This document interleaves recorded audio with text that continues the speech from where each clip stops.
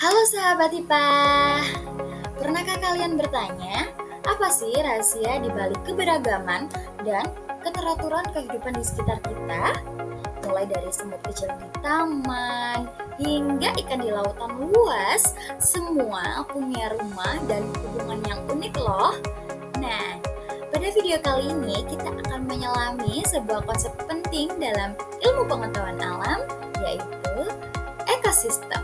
Yuk, kita mulai.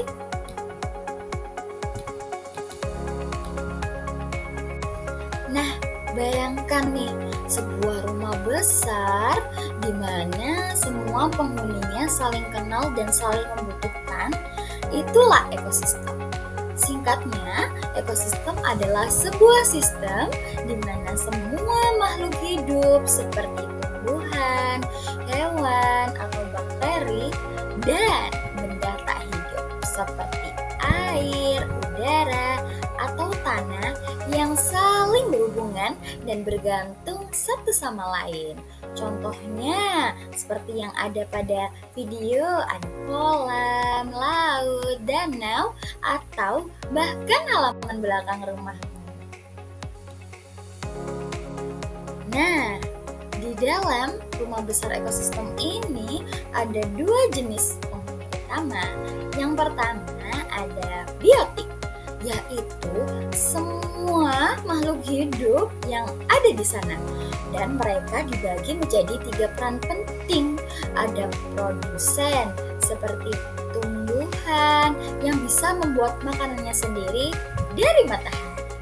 Lalu yang kedua ada konsumen, yaitu hewan yang memakan makhluk hidup lain untuk menambah energi. Dan yang tak kalah penting ada pengurai atau decomposer. Nah, seperti jamur dan bakteri yang nantinya akan bertugas membersihkan dan mengembalikan nutrisi dari sisa makhluk hidup ke tanah. Nah, yang kedua ada komponen abiotik atau semua benda yang tidak hidup di ekosistem. Nah, meski tak hidup, mereka sangat vital loh bagi kelangsungan makhluk hidup. Contohnya saja, cahaya matahari yang menjadi sumber energi utama bagi tumbuhan. Dan juga ada air yang penting untuk semua makhluk hidup. Dan ada udara yang kita hirup dan penting untuk fotosintesis, dan juga tanah sebagai tempat tumbuh dan hidup berbagai organisme, dan tentu saja suhu yang mempengaruhi aktivitas makhluk hidup. Lalu bagaimana semua ini saling berkaitan? Salah satu contoh yang paling mudah kita lihat adalah rantai makanan. Rantai makanan adalah urutan peristiwa makan dan dimakan antar makhluk hidup untuk mendapatkan energi dan mempertahankan kelangsungan hidup. Lihat contoh sederhana ini ya.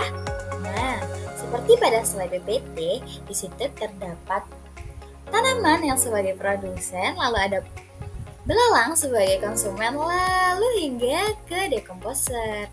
Nah, itu semua adalah contoh atau salah satu contoh rantai makanan yang ada di ekosistem.